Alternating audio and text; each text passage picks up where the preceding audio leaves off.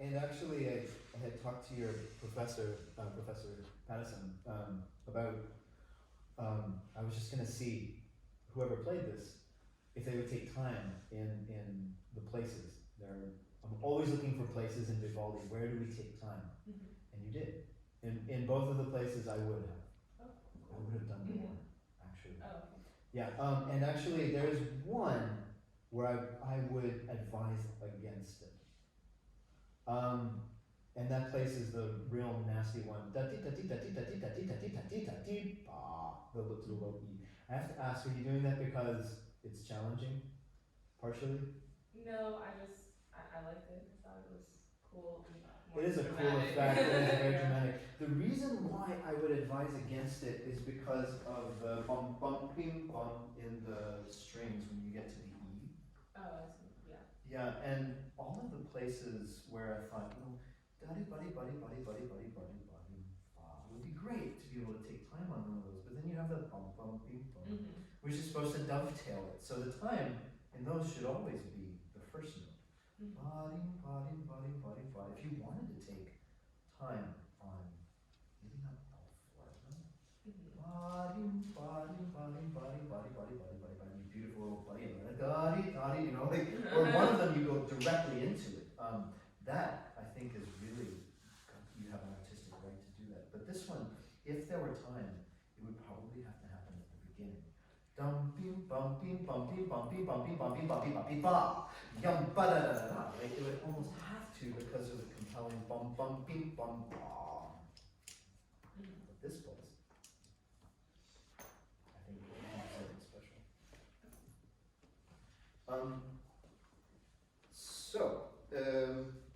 If this sounded like any music, what would it be? How would you describe it? How would you characterize it? I feel like for overall the first movement it's pretty groovy. I feel like Baroque music is generally pretty groovy and just has like a constant momentum for the most part. And it's very intense. It is intense. What else? Is there like, there's one particular character that I don't quite get in the playing days. I'm wondering, what do you think about rustic? You know, I can see this as either hurdy-gurdy, almost like Jack in the Box, with all the trills, or I could see it as like, you know, some rustic Italians kind of in the hills, the shepherds, you know, really cutting loose. As much as shepherds doing. But you know, if it had almost like a feeling of bagpipes, you know, kind of more that character. And I wonder, I like how you do the trills. And I know they're really awkward. I tried practicing this and I thought, oh man, I'm not going to do much of this for you guys because you play it way better than I play. But there is a way to do the trills, I think, two rather than mortals. And it comes with a question. Are you determined to play from the lower note? Yes. Okay. All right. May I ask why? I feel like that's just where most of the weight is. Well, what if the weight were still on the lower note, but you almost did it as a slight, not quadrature, it would almost be like a grace note. You know what I mean? So it's kind of like a cheat, where you play the G full fingered, and you do just one trill. And then do you do, yeah, you do that, okay. Yeah. And the same with, you still get the weight on the lower note, but you start from the upper note. It's an idea, I'm not convinced of it either, but when I do it fast, it adds kind of like a rustic quality to it that I like. You could probably get that without doing that though. Where if I were to sort of characterize what is rustic, it's got the weight on the lower notes, and almost just imagine like dancing flat foot. But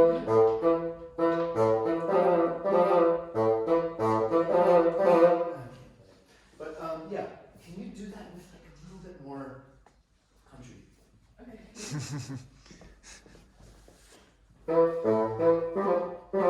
Don't try to do that now. Oh, okay. Think about it, and if you like it, add it in. If you Okay. don't like it, you seem convinced to say on a lower note. I'm not going to tell you that you should do it from above. Now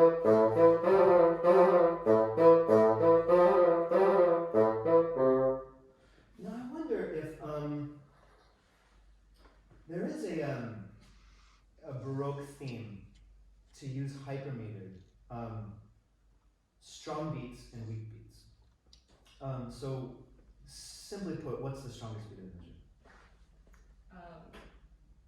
3. Well, at the start I measure 10, but I wonder if we actually went the other way. Bim bum bum bim bum bim bum, because it changes later, doesn't it? yes.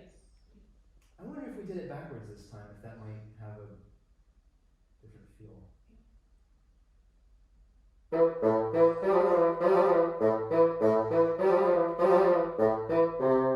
Yeah. Bim ba-da-dum bum bum ba-da-dum bum bim bi-da-dum bim bum.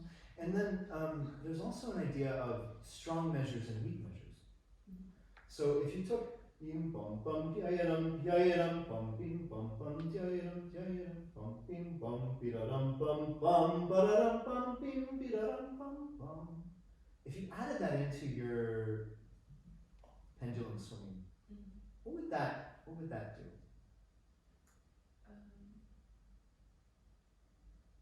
I guess it would. Sorry, can you ask the question again? I'll tell you the exact measures. If you made measure 11 be a strong measure, measure 12 be a weak measure, measure 13 be a strong measure, and measure 14 be a weak measure, how would that change the flow? Could you? Yeah, I think that.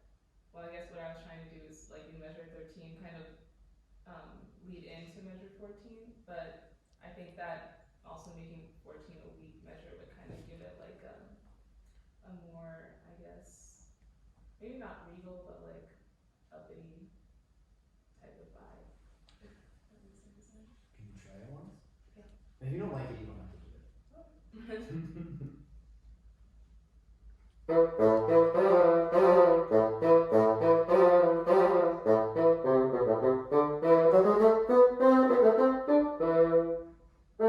Yeah, and then buddy, bum.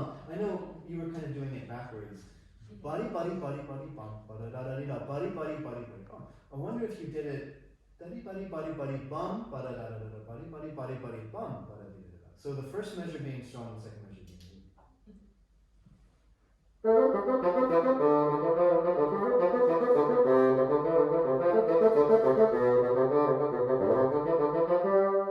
It's a different feel.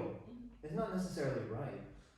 But I wonder if you took the idea of the hypermeter and you applied it to your conception of it, where it's like, okay, well, let's just say the big beat of the bar is in the middle of the bar.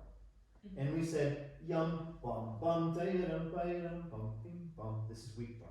Bum, bum, ba-yum, ba-yum, bum, bim, bum, ba-da-dum, bum, ba-da-dum, bum, bi-da-dum, bim, bum. So the E is almost like a question mark, like, wait, did we land on the downbeat or on the offbeat? I think that could also take your idea, but also throw in the practice of the hypermeter.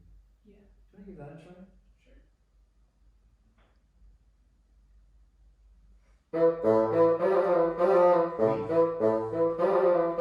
Strong. Well, we didn't quite get the strong on the C, did we? We try it once more and see if we get. Maybe I'll even demonstrate kind of what I'm looking for. I might have to And just to make sure, hypermeter is the idea that you've got alternating strong measure, weak measure, with the strongest beat being the first beat of that measure. And it actually is 1, 2, 3, 4, 1, 2, 3, 4, 1, 2, 3, 4, 1, 2, 3, 4, 1, 2, 3, 4, 1, 2, 3, 4, 1. So every beat has a weakness and a strength. Baroque, there's a number of treatises. I guess this goes into the idea of how true to the form do we want to be, and how would we prefer to just make it a modern piece? Because there's precedent for both. Yeah. Well, and isn't like, I mean, this is very clear in Mozart, but it's like almost still developing here. And like you said, why does it start on beat 3? What do you do with that? Should it sound like a 1 or what? It's fascinating, this piece. I think. Right, absolutely. And so if I can maybe just kind of show what I'm thinking.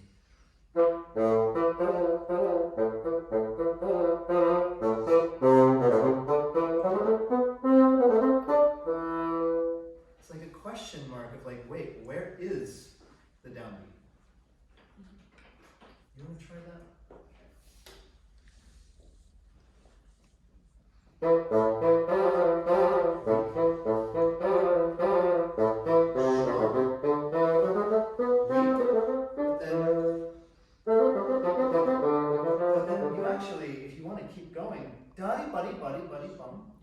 You can keep the hypermeter going, or if you wanted to play with the hypermeter, which is what Brahms did, and Vivaldi did as well, you could actually you could make this buddy buddy buddy buddy bum buddy da da da buddy buddy buddy buddy bum. You could totally play with our brains a little bit there if you wanted to, but it also brings places like this rather than ba da da da da da ba da da da da ba da da da da da bum. Da da da da da da da ba da da da da da da ba da da da da da da dum ba da da da da da da da da da da da ba da da da da da da da da da ba da da da da da. You know what I mean? And then when we do finally get to the last statement, what is that?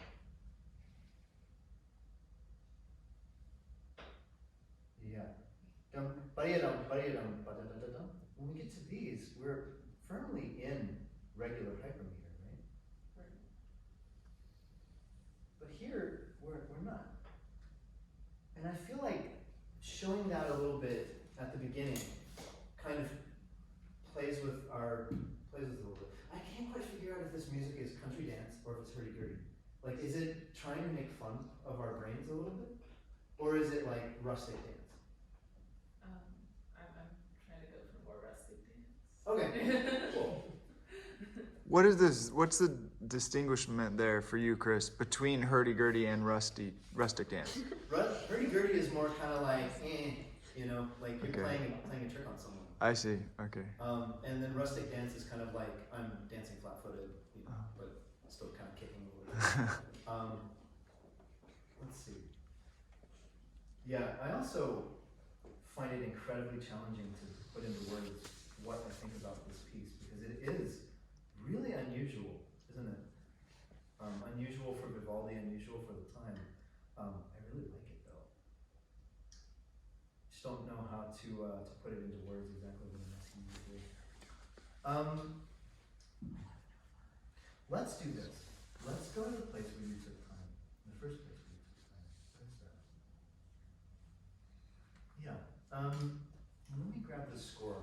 I wonder if we actually got to a complete dramatic pause there. If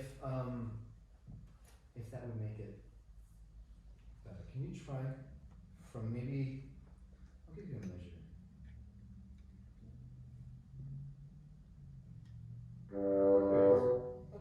Let's go from measure 36, middle of the bar. The D sharp. I wasn't trying to take time. You were taking time. 30. The middle of 35. Okay. Middle of 35, right? You want to go from 30? Sure.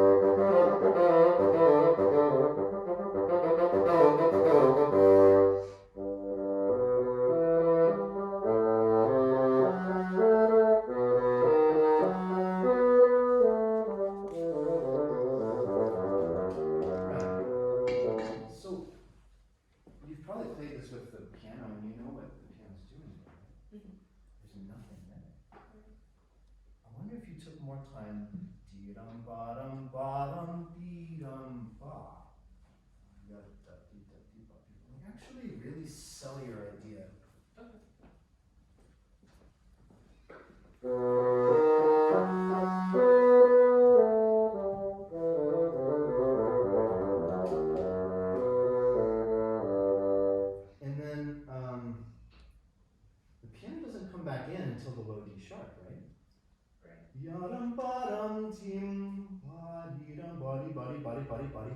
ba. And you can take all the time you want to in this until you get to the G. And I thought it might even be nice to add flourish here. Are you able to just sort of do that on the spot? Where just anyway. So my thought was even something like,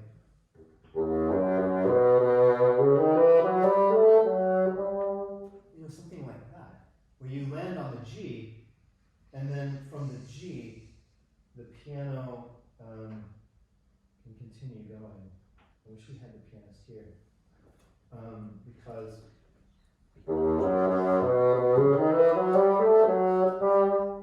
yum bum bum ba. So as B minor scale, B major scale.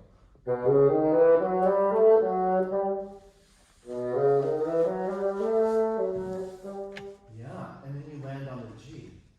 But the thing is, it doesn't have to be that. It could be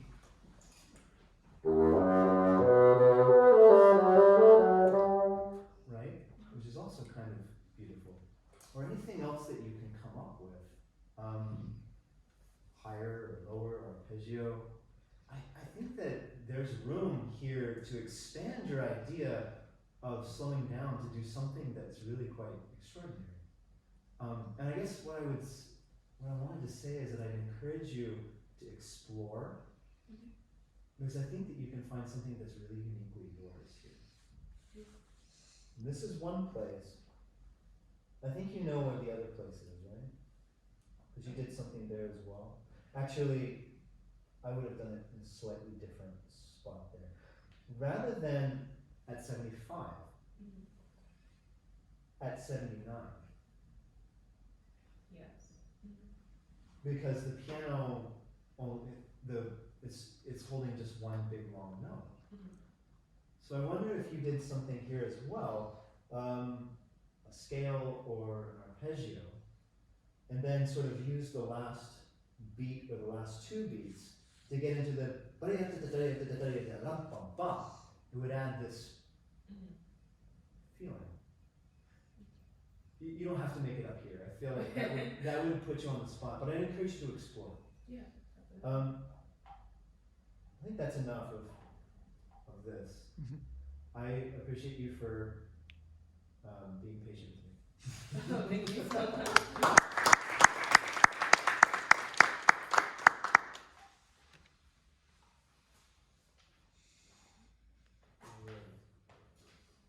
Now for something that we've all spent a great deal of time on.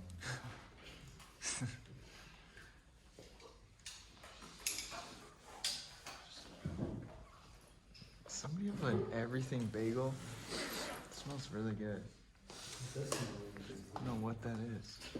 It's like coming in through the vents or something. My office shares vents with the trombone professor's office across the hallway. So whenever he brings in his McDonald's or whatever, it now smells like French fries in the bassoon studio.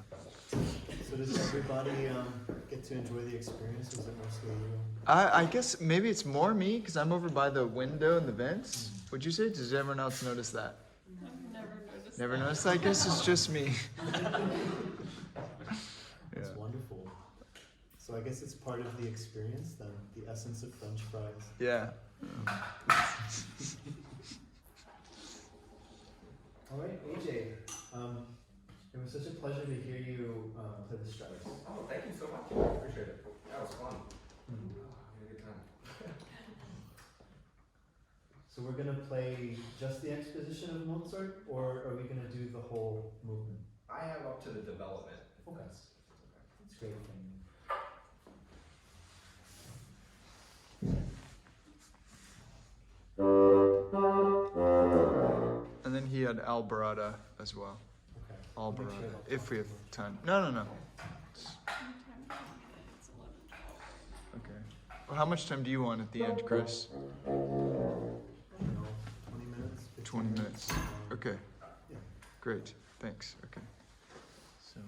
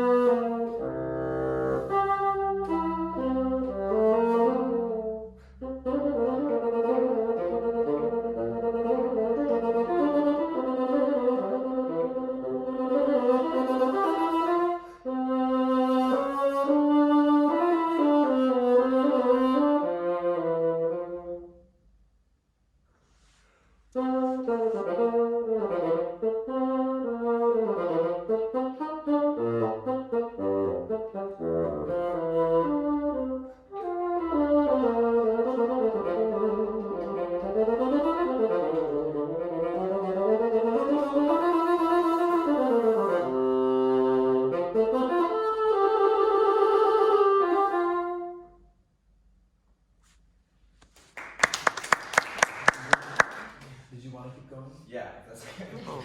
Alright. Oh, through the development. Yeah. Oh, okay. Sorry. And there's more.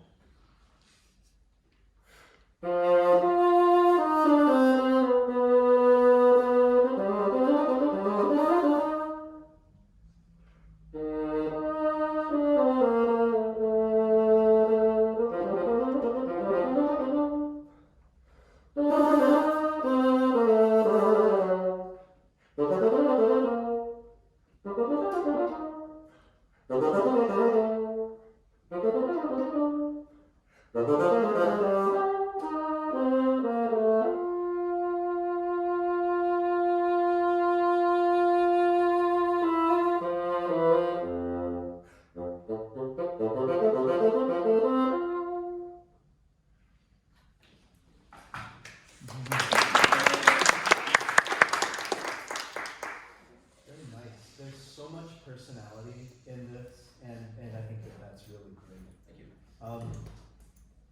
So much of the time, people come in and they say, "No, this is how I do it," and I'm really happy I don't have to do it with you because you have a very strong personality, and it works. Cool. Thank you so much. So really, I would only pick at a couple little things. Okay. One of them is the articulation in the F major arpeggio. I think you can articulate all of the notes. Yeah. Could you do that one time for me? Sure.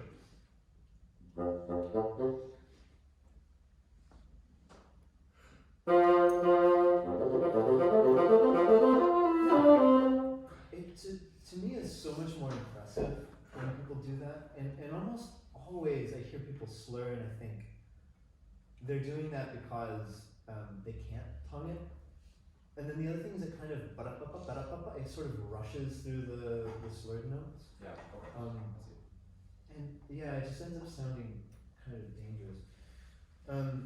One thing though I would love to try and do is play the low note as quiet as possible. Okay. Can you do like, well let's start with just let's do this. This will kind of go into the talk at the end about how do I practice. And I do a series of things I call games. I know Ole Christian Dahl does drills, so I don't like drills because I feel like I'm in the military. I do games. One of them is if I want to get a really quiet, consistent articulation, take a note and isolate it, and say, how quiet can I play that note consistently? Try that a couple times, just blah, blah, blah, blah, blah. What's the quietest you can do? That's awesome. Just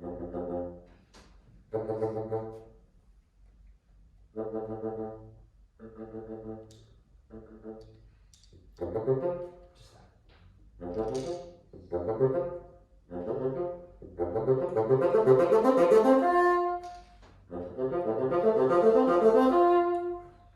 That's impressive. It's more fun too. And even if we can play this as quiet as possible, that's also kind of more fun. Yeah, okay.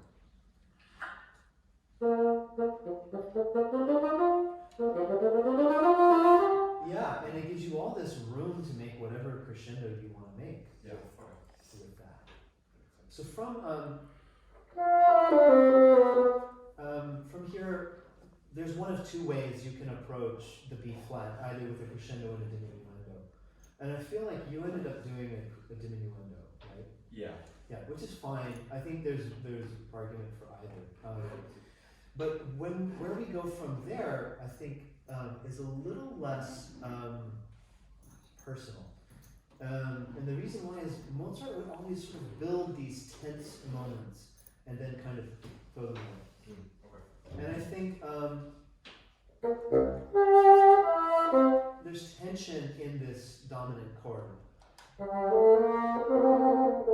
Is the kind of like throw it away. Yeah. Okay. I wonder if you built the tension in your own way and then just kind of threw it away, what that would sound like.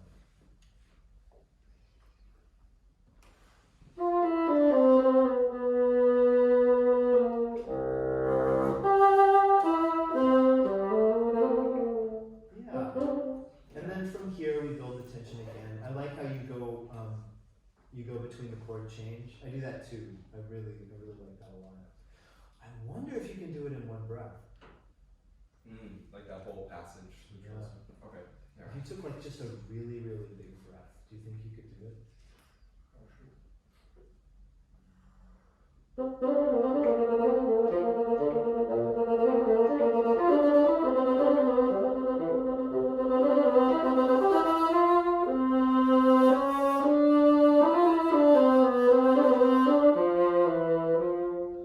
feel like you're dying? No, I have a lot of air. Okay, good. Okay. Yeah. I mean, yeah, if you can make it, it sounds so beautiful to make that all in one big phrase. I see. Yeah. Okay.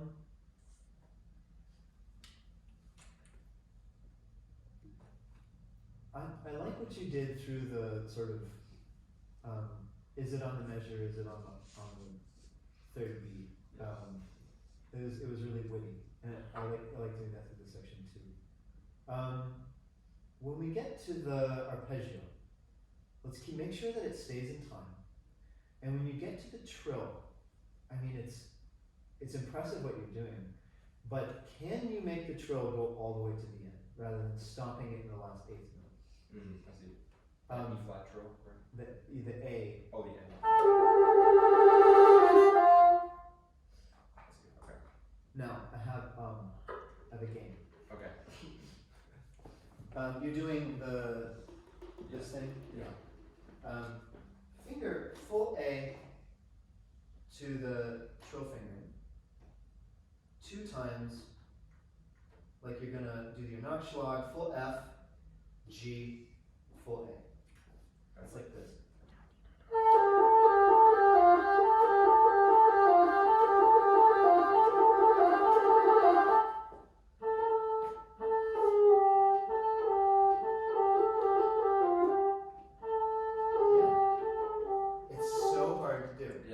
But the reason why is you'll eventually get to. So whenever you play, you can actually make the trill to the end. Okay, I see. It's like a small detail, but it's just like one of those little things that I think if you take the time to do it, it just like it adds like a quarter of a point. I see. You know what I mean?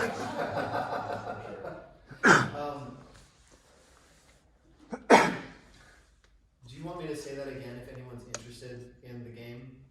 So the idea is, usually we approach the trill by playing the full fingered A. Do you usually play the full fingered A? Mm-hmm. And then you go to the trill fingering, right? And from there, if you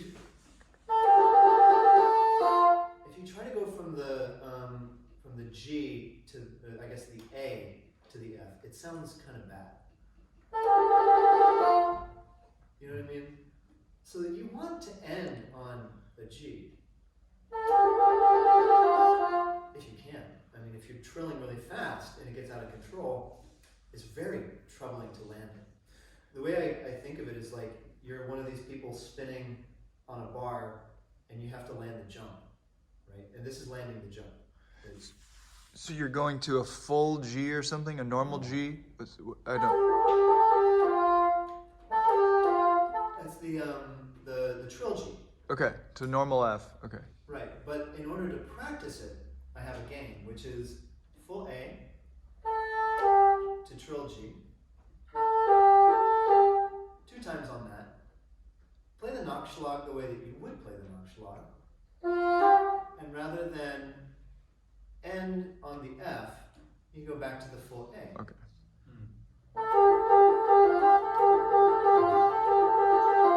And if you can play this like 10 times at a really, then ending it is really easy. And then you end up making something that sounds really impressive. Like, just as I said, like a quarter of a point more. Yeah. Do you want to demonstrate it once so I know you? Sure.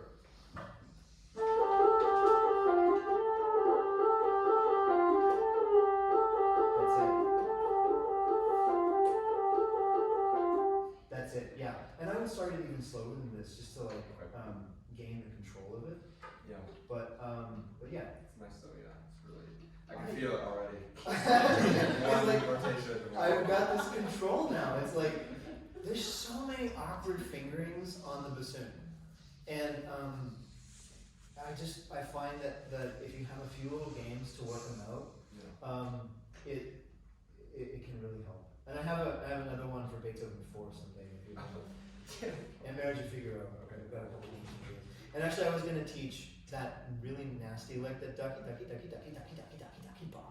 I developed a game for that this morning that helps me practice it. But it doesn't sound like you need that. The technique was really stunning on it. This is really cool. Did you want to play Alborada? Yeah, I would love to. Thank you.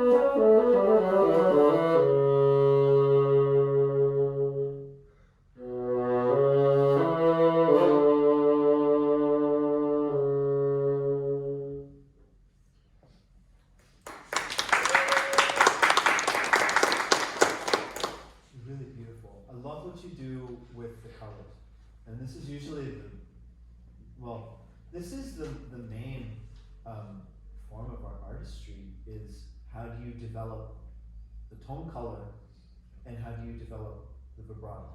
And you do that really, really beautifully, so thank you. The one thing that I was going to talk about that to me kind of sticks out a little bit is the grace notes. Okay. They're all a little too fast. Okay. Yeah. But I would also I would mention that just like the vibrato can speed up and slow down, the grace notes don't all have to be the same speed. And I think if you took a moment and you thought about the mood of each of the statements, I think if I just asked you to play it again with variable speed on your grace notes, I think that you know exactly what to do. Yeah, I totally can see that. Sure. Do you want to give it a try? Yeah, thank you.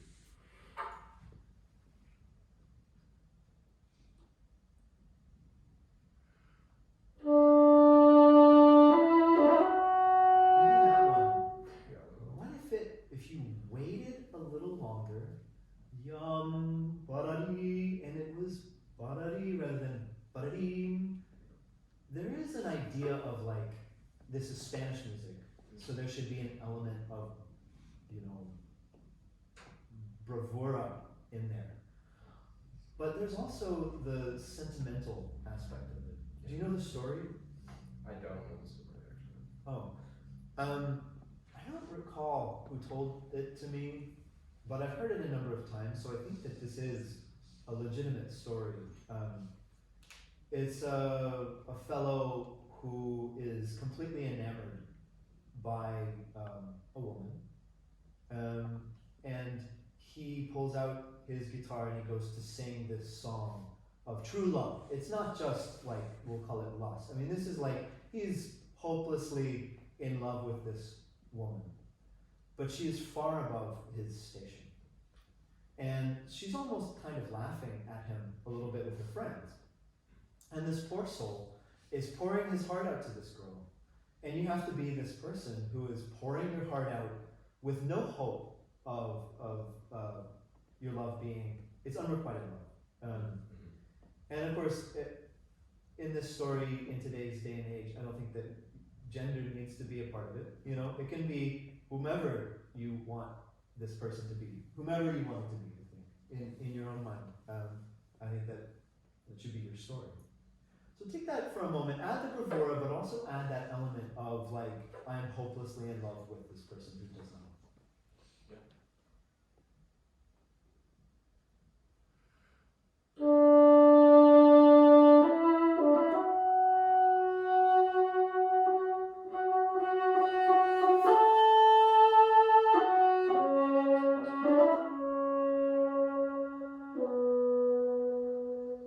Okay, that was almost too much like this.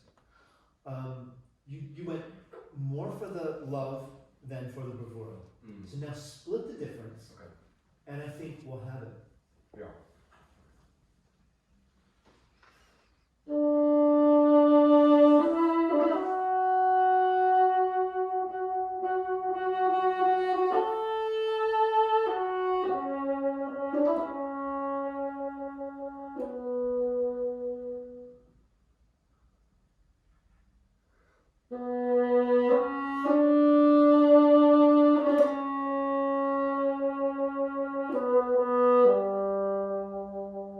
This one, there is an idea that the rather than that this could almost be like the Spanish yum like a faster 16th note. Yeah, I see. Would give it kind of like a flair. Okay. Could you try it once with that? Yeah.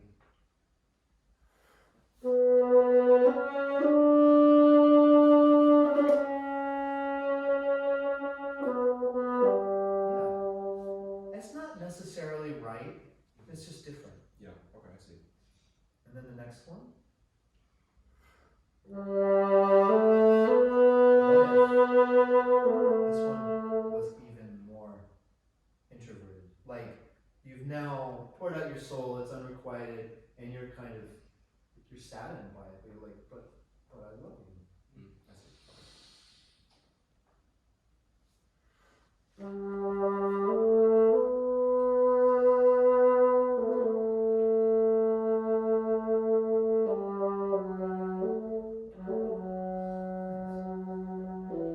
And then this one is like pining, like all of the desire, all of the the love, all of the angst is in this one.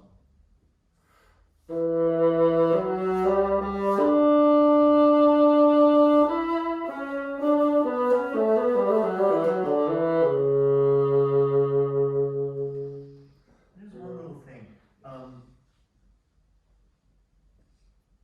Pogodim, while still pressing.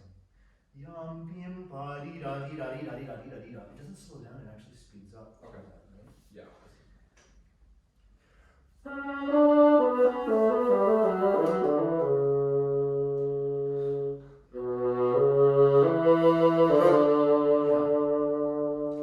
All of the raw for me kind of happens. And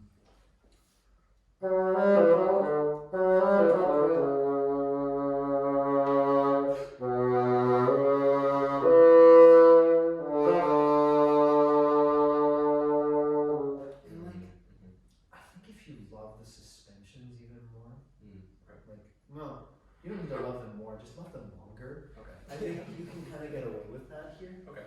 And then at the end of the day, I played it for this one conductor, Matthias Pincher. He's a ensemble intercontemporain in Paris. And he said, "Wow, that's really great. Can you just do it different?" Okay, but have like 3 or 4 ways you want to play this. I see. Yeah. Because he then went on and said, like after we did it again and I did it different, he said, "Oh, that's great. So every time we play it, I want you to play it slightly different."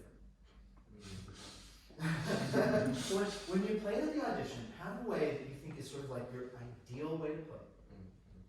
And then if you have someone who comes in like me and tells you, "Do it this way because this is the way I do it," take that and kind of like put it in your pocket. Say, "Okay, that's how he does it." And then take how she does it, he does it, and put that in your pocket so that if a conductor ever comes along and says, "Yeah, just do it different now," you got a whole bunch of different ways that you can just sort of. That makes sense. Yeah. So we're gonna do just the last one, and I'll simple statement: enjoy the suspensions just a little bit longer. Okay.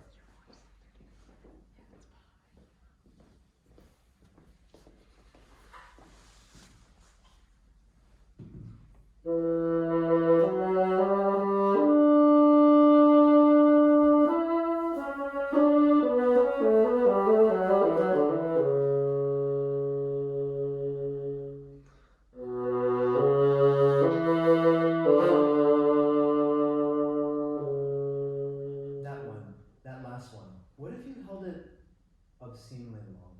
Okay. Yeah.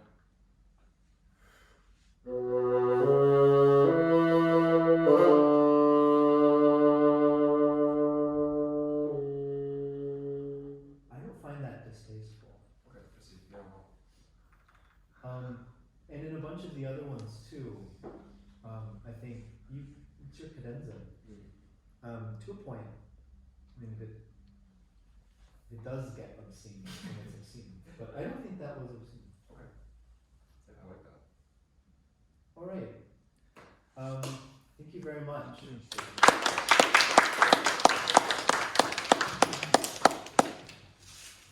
All right. Now it's your turn, I think, to put me on the spot. Mr. Pattison said that we could do Q&A, and I'm to tell you how I practice. So maybe we'll start with the Q&A, and then we'll get to the practice thing afterwards. Do any of you have questions for me? No? Well, my question, I'm really impressed with how your reeds work quite well without frequent soaking. And somebody was soaking the reed up there. Is that something you intentionally put into the reed? Is there traits that make that possible? Well, before I was in the Midwest, where we live in kind of a bath of humidity in the summer, and then semi-arid dry in the winter. I lived in Calgary, Alberta, where it's arid year-round pretty much.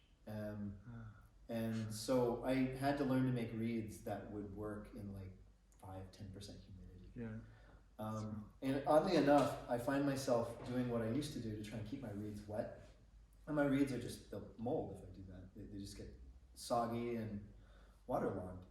So yeah, my reed, I could probably not soak it and just leave it on the bassoon for an hour before it would stop working. I don't know if it's what I do with the reed though, or if I just got really used to playing on dry reed.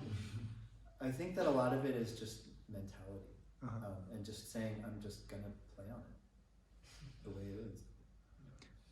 Yeah, for me it was like the finish. I basically wouldn't finish reeds in humid climates, and then the dry climate really forces you to take it all the way to finished, and then it still kind of works when it's dry. Yeah. But I don't know. I was just interested. I noticed that. Yeah, maybe that's it too. I don't know. I honestly don't really understand what I do with my reeds. There's people who feel their way through life. There's people who kind of like do it with like a diligent knowledge of what they're doing. I'm definitely one of these people who like, well, let's see if it feels right, and then if it feels right, okay, that's right. And it's the same with my reeds. It's like I kind of, well, I know that it needs to be scraped here because that feels right, but I don't know why. But yeah, I mean, you're more than welcome to have one. Like if you want. That'd be awesome, yeah. To see if there's something in there that is magic. Yeah, that'd be great. Totally. Other questions? I'm interested in the rubber band that's between your joints. Yeah. So this is a leather. Okay. And it's from Bass Bags, so it's a British company. It's a non-invasive way to have a holder. Oh, like in place of the metal balance hanger? Balance hanger, yeah. Oh, okay. So, and I like it because it holds the bassoon really quite nicely. And so, I don't know if most of you if you play with a neck strap when you stand, but the neck strap always kind of makes me do this a little bit, and I just, first of all, don't like the way it feels when I breathe. I think it kind of looks a little, it just looks awkward. And this allows me to kind of just sit back, so whenever I play standing, I feel like I'm just upright. But that's probably the same for a balance hanger if you have one. Yeah, I just wasn't sure what the What it loop was. around was, yeah. Do you need a balance hanger thing as well? What's the part going down? Oh, to the neck strap. Okay, got it. It's just got a little ring. It's very British in that way, where it's like completely unobtrusive, you know, like a Dyson vacuum. It's like, yeah, unobtrusive. You almost don't notice that it's there. It's so quiet. So Could you say the name of it again? Bass Bags. Bass Bags. That's the company, yeah. And right now, the pound and the US dollar would be a good time to start up European gear. Other questions? What kind of bassoon do you play on? This is 12,000. Yeah, it has a story of how I got it, but it's kind of long-winded. Yes? Oh, I was just wondering if you could give some general advice or maybe special tips that you try to abide by for taking orchestral auditions. No. Yeah, there's a lot of little one-sentencers about that. I think the best one is that the only consistent thing about auditions is that there's no normal audition. They're all different, and if it's your day and they like your tone, then it's your day, and you'll be successful. And if it's not, you grow. You know, you got better and you played better than you ever did before. Hopefully, you put the time in. And that means the next one that you take, you'll do better, you know, and you'll do better each time until you either get it or do something else. Yeah, it's, I don't think auditions are anybody's favorite thing. So you just accept them for what they are, you put all of your effort into it, and hope for the best. What's the biggest difference you found, like, in your playing since playing with orchestras, like, mainly rather than like being out of school? Like, is there something that's substantially changed in the way you blow or the way you think about your sound? Like, is it more I would projection? say so, yeah. Just because every orchestra plays in a different hall, and you change your sound for the hall that you play in. And even the way that I played in Calgary is very different than the way I play in Cincinnati. Calgary had this beautiful new hall that was quite small, and you could barely blow, and the sound would just reverberate. It was really quite stunning. I could play on these really thin reeds, almost like Severance Hall, you know. You just didn't have to push. Where I play in Cincinnati, it's better than it was. They used to seat something like 3,500 people. It was a huge hall. And they've brought it, not the walls, but they extended the orchestra forward a little bit more into the center and took some of the chairs out and sort of added some acoustic baffles. So you don't have to push as much as we used to, as they used to, but it's still quite a big space to fill. So I find myself having to play bigger and bigger and bigger. And the sacrifice, I was talking about sacrifices earlier, is that I sacrifice the quiets. I feel like I almost never play quiet anymore, because I just play loud. And then just to follow up on that, is that something that like you might have thought about before when taking auditions, or was that something that came after you won a job? It's a good question. Do you try to change your sound for the orchestra or for the hall? Most people who try to do that aren't happy, usually. I think you play the way that you play and the way that you feel, you know, is your voice. And, you know, if someone doesn't want you to play with your voice, do you really want to play with them? You know, I think you play the way that is the most meaningful to you and the most beautiful, whatever that means to you. And if it works in the hall, then that's your home. Thank you. Welcome. And maybe just a caveat I'll add to that. I don't know if that read that you were playing earlier with those piano low Fs was your not quiet read, but that was pretty quiet and in tune. So don't use that as an excuse to like That was punt. my check 6 read. Oh, okay. Okay, well then maybe that was the one quiet read or something, but Yeah, it's quieter than the others. okay. Because I feel here it's a lot of times we get to, you know, you get to play louder in these ensembles and sharper, and then in a real group it's like, oh, okay, you can't play softer or in tune enough. Right. So just taking that with a grain of salt. Yeah, it is true, especially if the right moment comes up. So we had one instance where, yes, the second bassoonist in Cincinnati was eating soup one day, and his tooth disintegrated around his filling, and which is like crazy. I mean, he just was like, "What's in my soup? Oh my God, it's my tooth." And so he just couldn't play. And we needed someone kind of last minute to come in and play Alpine Symphony. I forget which one it was, one of those Strauss symphonies. And it has this moment at the very end where the third bassoon has to play really, really, really quiet. And we hired a local person who, to be honest, is the person who was best suited to come in at the last minute and do that. I don't think anybody else could have done it. But she didn't have the time to make a reed to play exceptionally quiet. And so she couldn't play quiet enough for the conductor. To the point that she stuck a sponge into the bassoon. Because, you know, how do you make a reed for that quiet of a section if you don't know that you need to do that? And so the conductor even said, I don't ever want her to play here again to me. So it was kind of like, oh. She has played since then because she's the only person in town who owns a contra bassoon. He can come at the last minute and play for her, so she's going to play in the orchestra.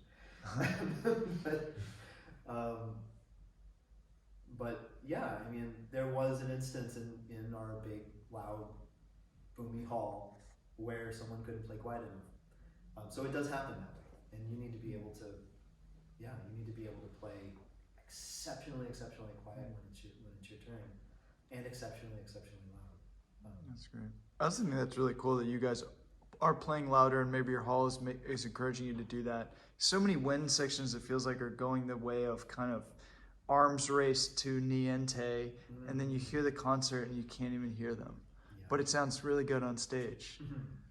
Do you notice that trend, or Yeah. are you guys actively going against that? No, I don't think that it's by choice. In fact, we've got a number of our woodwind players who, on occasion, will go out and play with Philly or Cleveland or LA, and they'll come back and say, "Oh, it was so quiet. We should try that on our stage." Because like it is kind of, it's beautiful when you have a woodwind section that plays really well blended, and it's and the strings play down, so they can be heard. But our conductor, at least right now, never asks the strings to play quieter. He says, "I can hear the winds. Play louder." So we're always just kind of fighting for who can play loudest. I mean, it is exceptionally loud wind playing. It sounds great though from the audience. Like Well, that's from the good. few times I've heard you guys, it was unique in a really good way. That's good to And hear. rather than a lot of times we'll hear an orchestra or you play with them and on stage it sounds incredible. But the best seat to hear the wind section is on stage with the wind section. And in the audience, you're sort of left maybe wanting something more. So I really like that about hearing you guys play. It was not that way. It was more, I could just hear you really well and clearly, and I could hear the ideas, and it wasn't this artificial strings pianissimo just to get the winds out and stuff.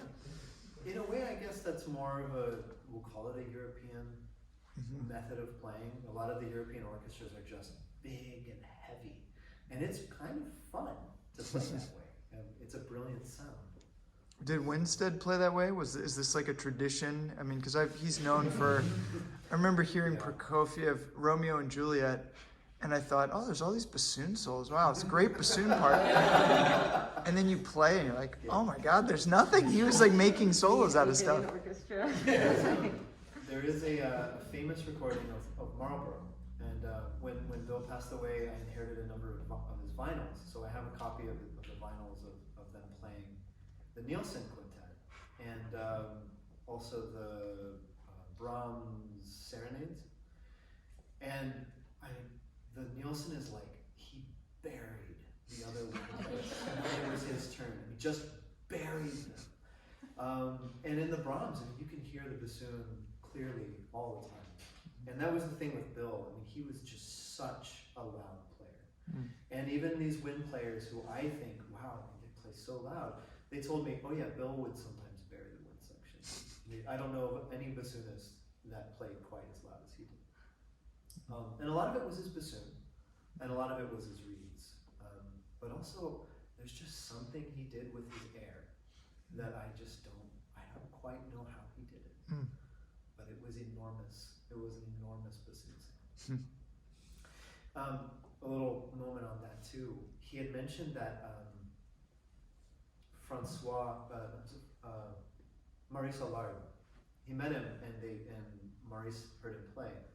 And Maurice said, if there were any German bassoon I would want to emulate, it's you. And I thought that was kind of cool. He did play with a very, we'll call it French quality of sound. And I think that had a lot to do with it too. That's cool. Super cool. All right, so should probably, if I'm going to talk about practicing, I should do a little bit of that now. I usually try to find the thing that is the most challenging for me in any given piece of music, and isolate it, and then similar to the trill practice that I gave you, try to find some way that I can gain repetition that isn't just a complete slog, like, oh God, when is it going to end? So I create what I call games. And for the articulation thing, that I would have to practice that thing.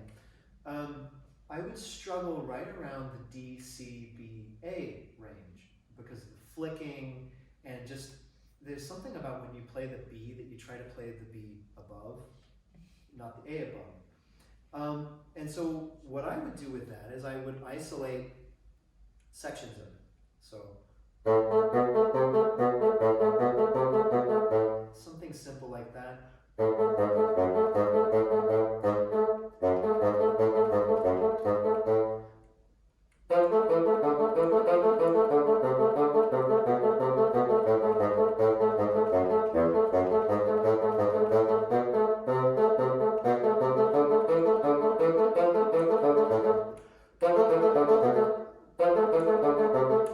See, even when I practice it, I still kind of will play the C sometimes in the upper octave. I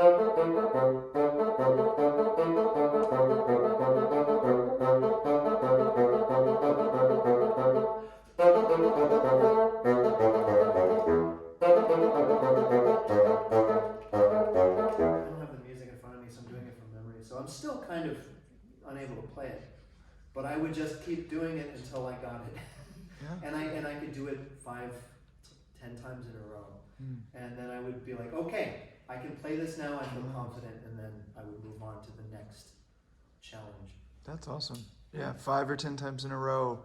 When you can get it 5 or 10 times in a row, then you're done. Yes. That's interesting. Yeah, because then if I can't get it 5 or 10 times in a row, then I'm not going to feel confident that I can execute it in the moment.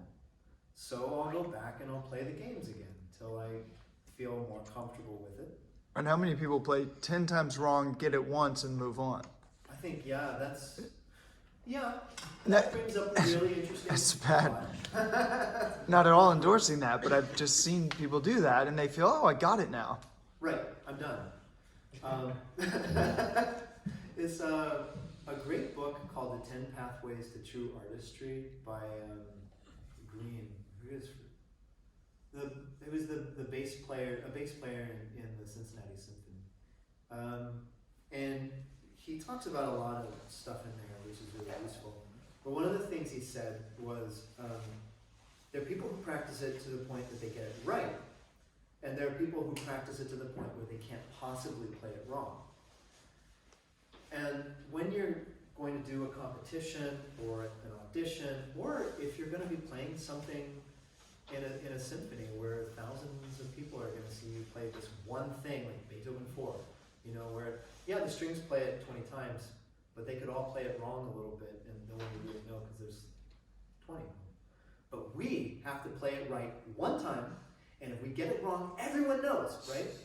So there's a lot of stress in that, where you want to play it so many times that you can't possibly play it wrong. Because when the moment happens, and it's like, oh shit, I'm there. I'm on the spot right now. We don't let that get to us, and we just execute. I think there's a funny phrase in Tanglewood. I never went, but my wife went. They say, you just have to deliver the bread. You've made it, you put all the time into it, you kneaded it, you grew the culture, and then you stuck it in the oven, you cooked it, it's there, it smells delicious, everyone wants to eat it, and you just take it and you deliver it, right? Put in the work, and then in the moment, you just